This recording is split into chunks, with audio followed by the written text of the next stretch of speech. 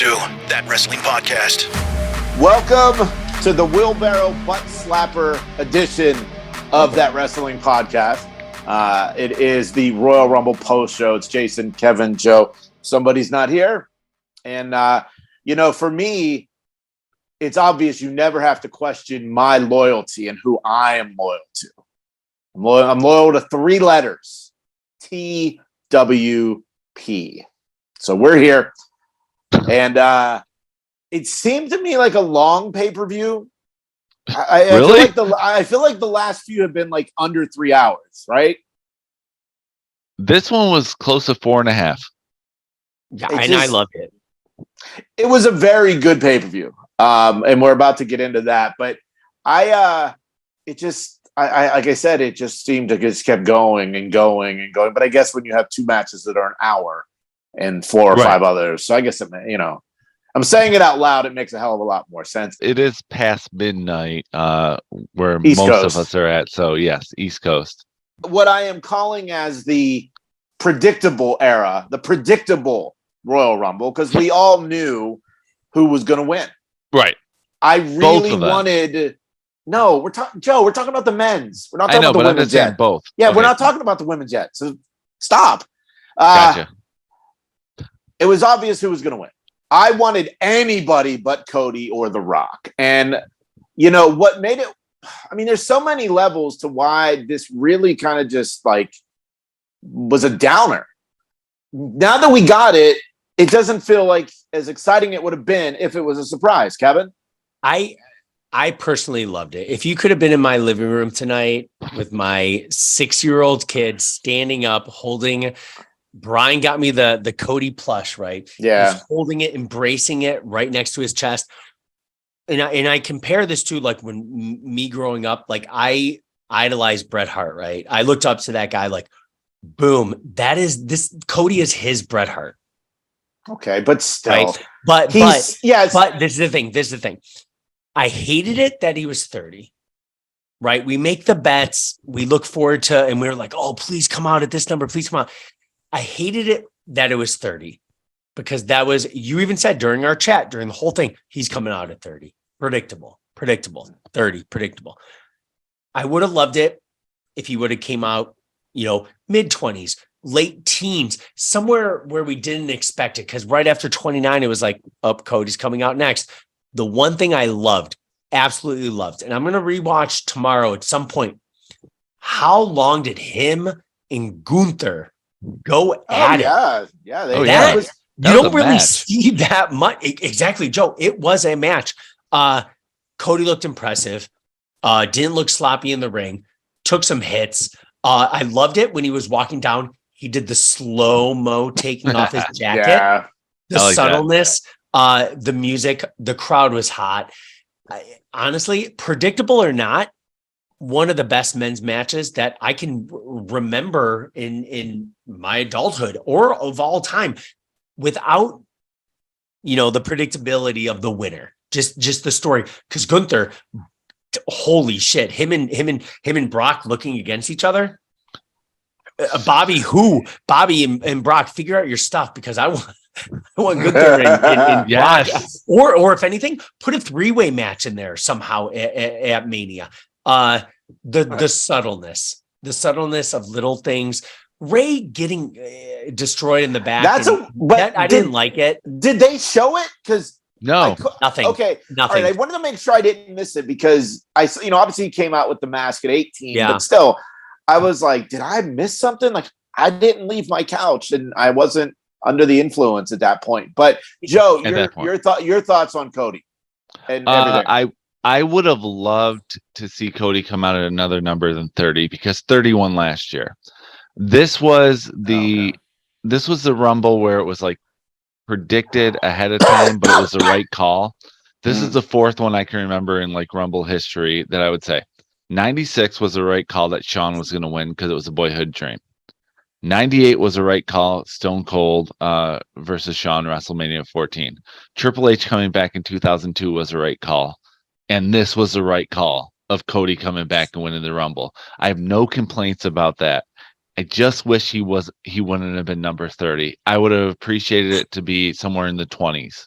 and not because of our bet saying like it would have been nice to see him come in at 28, but it would have been nice to see him come in at 28, maybe 22, but not 30. I think it would have been a little bit more dramatic to see him come back and then have a couple guys come in afterwards, like especially Logan Paul. What a stud tonight! Oh, like him and Ricochet. Are you kidding me? I might buy the crap. Logan Paul gear right now as soon as we get off this podcast. Because again, And was Logan Paul a heel? Tweener. I mean, he was a babyface against Roman. But I think crown jewel. tonight he was I think tonight he was a heel. Well, let me ask you this. That was a setup. Logan Paul was a setup for Mania. Obviously, we'll get into that. We'll get into that in a minute. We'll get into that in a second. But like, there was like the men's Rumble match. Like, I thought it was really well done for the fact that we all knew who was going to win, but they set up many matches for Mania during that 77 minutes of the match. And we will get into that. So yes. I'm just, just because I'm not happy with who won doesn't mean that I didn't enjoy the Rumble. So the Rumble. It was a great match. It was a lot of fun. I thought there was a lot of times there was a lot of meat in the ring. Yes. A lot of big boys. And I really thought that was great. I mean, because that doesn't happen very often. When you can get 8 or 9 guys in there and they're, the Braun Strowmans and the Otises of the world and the Omos, stuff like that. It was just that was something that I really enjoyed. A couple quick notes here. Pat McAfee back on commentary said Banger Bros after Graves said the name wasn't friendly for network television, and then he said, turn on the cock, Peacock, and watch. And I'm like, wow. So right off the bat, and I feel like Cole got a little bit of edge back. Yes. Yes. And I really wonder if he didn't know. That was an interesting part of that. I'm just looking at these. Logan Paul, obviously, Buckshot Lariat better than Hangman Page. I said it.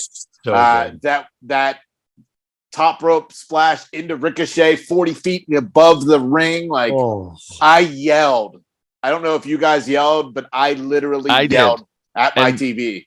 And Jessica just went, you knew it was happening. They set it up. I'm like, it doesn't make it less cool. The slap, the body slaps. It's just I'll probably go find that one on YouTube. It was the dude is an athlete, right? Yeah. When you can go in, Ricochet, how long has he been a professional?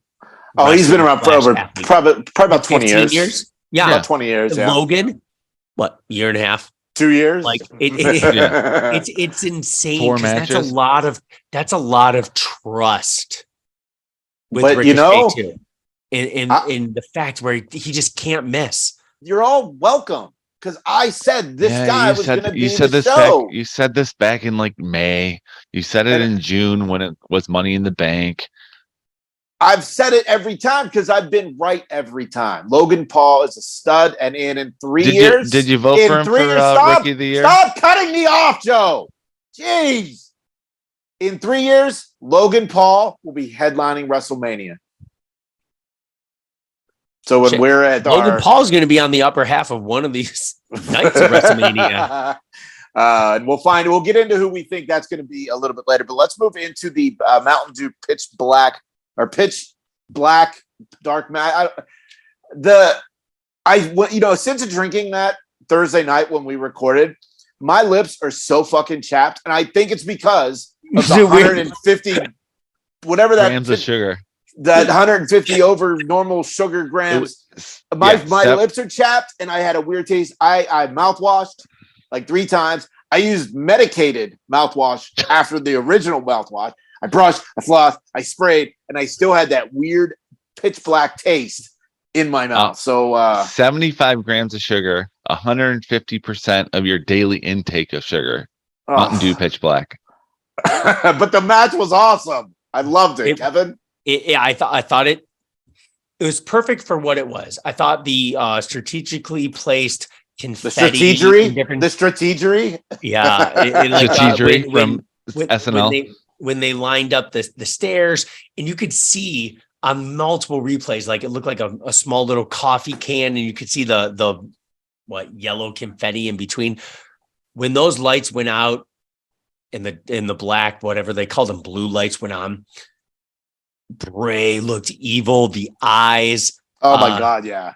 I thought it was a quick match, right? But the lighted kendo stick I thought was a nice highlight, because it would have had to be hard seeing live right there. It was, Yeah. I think it was more of a better perspective if you were at home watching. Mm-hmm. I don't know length time, but I thought it was a perfect length match. I thought the after LA Knight running away with Uncle Howdy, I thought played nice. I know I'm going to go back because watch the pay-per-view with a 6-year-old, and he watched the whole thing, by the way. Yeah. 100% the whole thing. Oh, he's still awake? No, I carried him to bed before I logged on to this show tonight. So he was a trooper. When he my saw theory, he was like, why is there fire? I'm like, buddy, I'm 41 years old. I don't know why there's fire either, but it's pretty awesome. So my theory of we should all watch wrestling like kids is proven again to be fact. That's awesome. Yeah, truly. Joe, what do you think? Oh, I enjoy. Kevin is selling an injury. I from know. the lighted kendo stick. I enjoyed the match more than I enjoyed the beverage by far. Yeah. It like, what was my joke on the text message? Because I was on a message with you and another couple of friends too during the whole thing, so I was very confused during Rumble. But I'm like, I feel like listening to Pink Floyd right now. This is reminding me of my college day with the black light going on. But my question is, because the whole time I was watching it, there was one person on this show who has been anti Bray Wyatt since he's returned. Yeah, it Jason. was me. I know, that's what I'm asking you the question. I'm diverting it because I enjoyed the match. It was shorter than I expected, but it was following the Rumble, so it kind of had to be. Mm-hmm. Jason, what did you think of this story for Bray Wyatt coming back? It's his first match. Oh, the story's been terrible, but this match was awesome. I love the story's been terrible, but who's been the MVP of it though? But now it's I don't know. Now we know. Actually, you know who I think is the MVP of this? Dolph Ziggler, because I think he's under that Uncle Howdy mask. You think it's Dolph Ziggler? Not the hair Bo Dallas? and that elbow tonight. You can he missed LA Knight. He missed LA Knight. I think that was on purpose. I don't think it was on purpose. No, but he missed LA Knight. Who cares? The form in the elbow looks like Ziggler's elbow off the top rope. Uncle Howdy's mask will come off to reveal Ziggler, or do you think it will always be under the mask? Well, a buddy of mine was texting me during it, and he's just like, it has to be Bo Dallas, right? I'm like, well, I don't know. He's like, well, it's not IRS. I'm like, well, I don't know. He's done some pretty good elbows in his day. We didn't ever. I don't think we'll ever see Uncle Howdy under the mat without the mask, but if it's Dolph Ziggler and it's given him stuff to do because he is such an underutilized talent. Yes. Where was he tonight? Why wasn't he in the Rumble? He was on a commercial for ice cream. Oh. At Applebee's? Don't forget about that. No, that was Seth and that was date night, which a reason why we're not having our fourth member is because of date night tonight. So we're a triple threat match now. I hope Brian wasn't wearing the Seth Rollins mesh shirt tonight while they were at Applebee's. and then they would find a fishbowl at the house, fishbowl key. Yeah, but here's what's funny. Yeah, so I just made a bit of an inappropriate joke.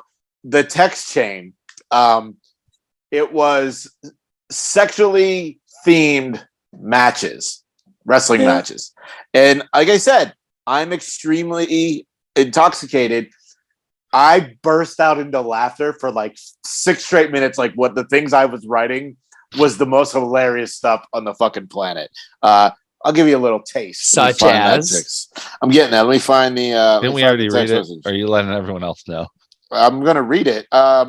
So there was a sex conversation, not sexting conversation. Sex was involved. So then Kevin's response, it's going to be a blowjob on the blow-up mattress match. And then I came back with, it's going to be a slobber knocker. Makes sense. It's going to be a. Oh, this is the one. This was. This is. I was laughing a lot like this, and I'm glad my wife isn't home. Like she's still traveling, so because I literally burst out harder than I've ever laughed. They're going to do a Throbcast. Here's Kevin. Better not be a pitch black match down there with those black lights. And then I reply with it's a pitch tent match instead of pitch black. Last man standing erect match, and probably my possible favorite, orgasms count anywhere. And then my last one, all holes are legal match. You still got it. Well, and then you came back with Raw Triple X was last Monday, so I did. So no holds barred. I still got it. No holds barred would be a good one for it. No holds barred. Yes. Yeah. Oh, no holds barred. Even better. Even better. Where was I 20 minutes ago? I know, really. I don't think we need to talk about Bianca and Alexa Bliss. Nah, that was a Raw match. It was a Raw match. It was a Raw match. Yeah, it was a Raw match. Moving on. But it was not Raw Triple X match. It was just a Raw match. It was just a Raw match. Then we had the men's. We had the women's Royal Rumble. Yes. Women's Royal Rumble. So, shocker to no one, Rhea Ripley won.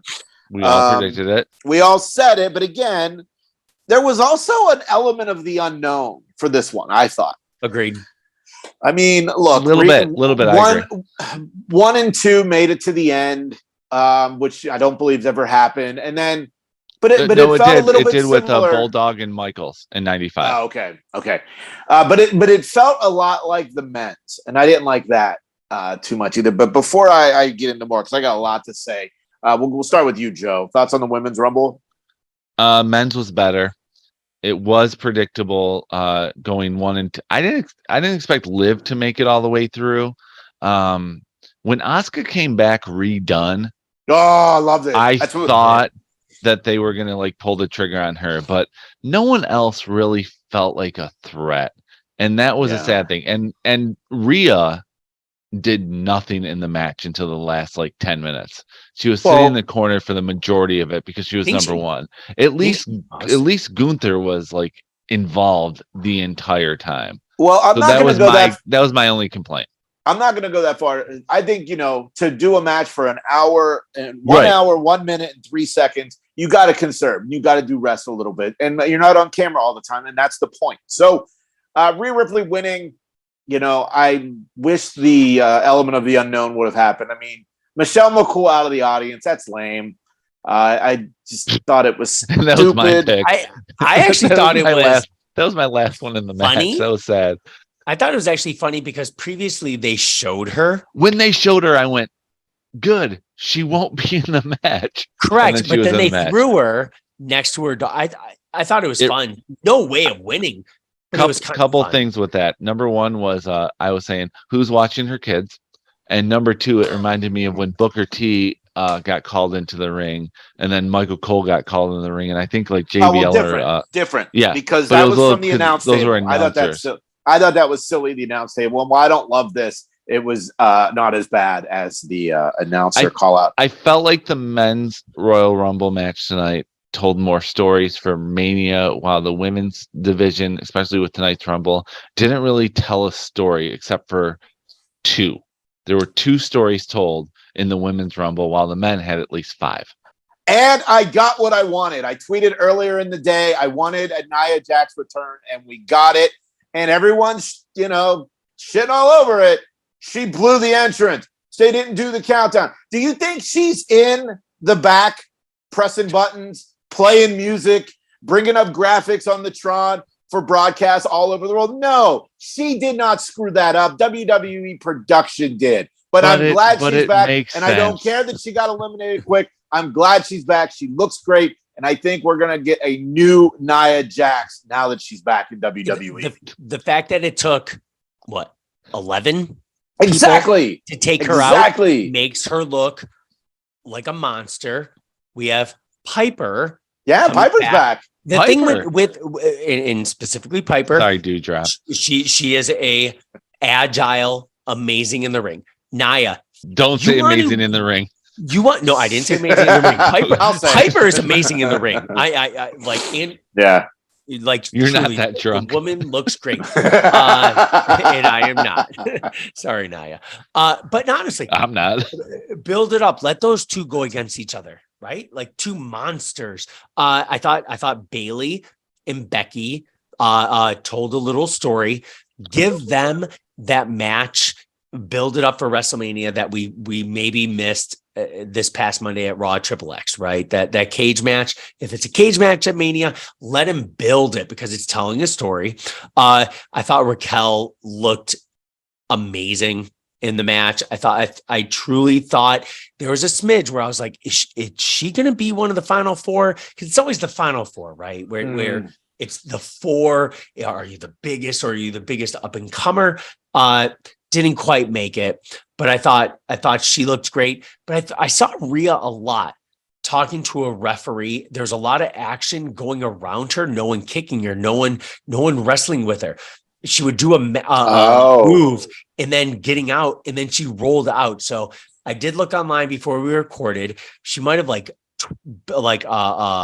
tweaked an ankle or hamstring or something somewhere in the match. So I was like, okay, that's why she was in the corner talking to the ref, because you saw the ref's like head just over the apron, like to kind of protect her through the match. So still win. It was very smart. I enjoyed this women's match. I enjoyed it a lot. Predictability, both, absolutely. But the men's didn't leave a little. Is something else going to go on? We knew Cody was going to win. The women's match, I at least personally, like when Becky came out, I was like, shit, Joe going to win this pick with Becky? Jay, you had Bailey. I'm like, hey, Bailey's got a puncher's chance in this match. Like overall, not very many Hall of Famers, right? They brought up quite a few NXT you needed those superstars, which I thought was nice because you didn't see the Kelly, you didn't see the Tori Wilson, you didn't see the Molly, you didn't see the Bellas. You saw Roxanne Perez, you saw Indy Hartwell, you saw Zoe Stark. Zoe Stark, yeah. You know, we looked great in their own way. We talked about it on this week. Yeah, we talked about it on the show. We talked about the women of NXT, and I said, the TNA Knockouts division is the real women's evolution in wrestling, and now NXT's women division, it's going to be the next chapter for many, many years. I thought commentary was just awesome. The whole, what the hell is a shiniest wizard? What does that mean?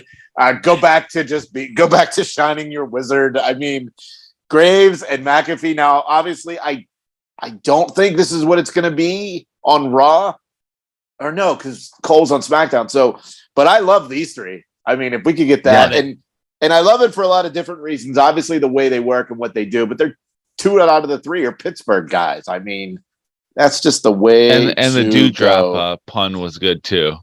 Yeah. So, Jay, I have one question for you. Yeah. Yay or nay the way they treated Chelsea Green? Love it. And here's why. Everyone's been saying about how she's coming back. I think they did this to see if she would break her arm going out of the ring. Again, because she's broken everything else. She has broken her arm multiple times, halting pushes in her last run. So if they, get through there, and look who her husband is. He's been trolling for a week that he was going to be there, which is kind of desperate, maybe. It's like, oh, look at me. I'm going to be there. But also he's the ultimate troll. So it could go either way. Yeah, but did you see the picture he sent after the men's rumble of the dude from Beyond the Mat, the trampoline guy? I wasn't booked. I wasn't booked. I thought that was funny. And being her husband, and he copies everything from the past. This is Bushwhacker Luke. This is Liv Morgan from a few years ago. She set a new record being eliminated. But I'm sure there's going to be huge things for her in 2023 in the SmackDown Women's Division. So before we get out of here, Joe, you talked about some moments in the Rumbles that starting feuds that probably are going to lead to WrestleMania matches. So let's get started with your list of what you have. Okay, most obvious is Brock and Lashley. I feel that's most obvious, but I really I think they were trying to sprinkle in Gunther in there as well from the stare down. I think that got a bigger pop from everyone than Brock and Lashley. So I'm really hoping they change their mind and do Brock versus Gunther, but I doubt it. It's probably what gonna be about Brock a triple and Lashley. threat? Triple threat, threat. or for the IC belt doesn't make sense. Or a fatal 4-way with Omos. With Omos, Lashley, Omos, and Braun. Might as well throw Braun in there. What is that? A 5-way. Gunther was doing the slap to Omos and he's wearing a shirt. I'm like, does that really affect him that much? But okay, so that was one story that was being told. I think it's going to be Seth versus Logan Paul. Yep. At WrestleMania. 100%. Possibly. I think it's going to be Seth versus Logan Paul. I don't think we're going to get Cena back. I don't think we're going to get Rock back. I think we're going to be like, it's going to be all the future and the current stars as of right now. And that's the one that makes the most sense. Well, I think we get The Rock. Logan. I think we get The Rock. And I think we get The Rock at WrestleMania at the end of night 2 to set up possibly SummerSlam, or if Saudi Arabia buys a big show again, and but look, Brock and Lashley, I'll take it. I would have preferred Brock to win the Rumble to get Brock and Roman again at WrestleMania, but I didn't get my wish for that. And Gunther, I mean, it was just any combination of the three, I'm in. There's no story with Cody and the Bloodline. That's the thing that's hurts, because the story is how 2 months to build how the event ended. Jey Uso, Sami Zayn, Roman Reigns. That's the story. Cody winning is like, it's nice, but it's like he's just being thrown in there. He doesn't fit this story that's been going on for like 7 months. No, but wrestling has more than one royal family. Exactly. That's really the only thing. But Cody, that is the thing. Cody could say, your family has had the championship opportunities. Cody doesn't have any family with him. Exactly. Exactly that. Not now. That's exactly it. What, Goldust coming back? So I hate the Elimination Chamber is going to set up another match, because let's roll into Montreal, that main event, right? I would love to see Roman, Solo, and an Uso. I can't remember which one it was. Is it Jimmy? Jimmy was the one who stayed in the ring with the tribal chief, while Jay was the one who walked away. Verse, like say like a tag match or something. I there's something there just because of Jay walking out.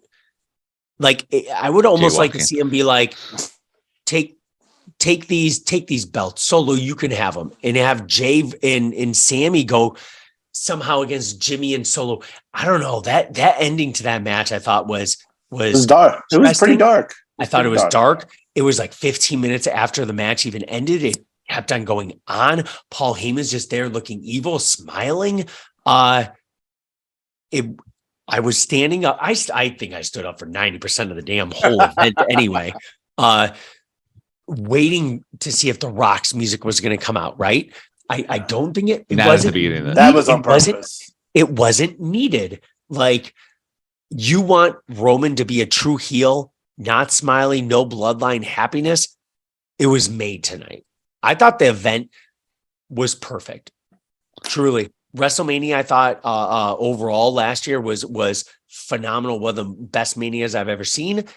This was by far one of the best Rumble events I've ever seen ever. Top to bottom. It didn't have a lot to live up to, because last year's Rumble was a disaster. We all can admit that. Yeah. But if there's one thing that this Rumble told the story of, is they're behind Gunther for 2023. He can be put into any match at WrestleMania. I'm not worried about him being in a match, because they set him up with Drew McIntyre. They set him up with Omos. They set him up with Brock Lesnar. They set him up with Sheamus again to start off the match. Yep. He's going to have a huge 2023. And that is something I'm looking forward to. He should have been rewarded with the win. He should have won the Rumble. Starting at 1. He should have won the Rumble. I was agreeing with that too. I'm worried about the Street Profits. I don't think you have anything to worry about. I'm worried about the Street Profits.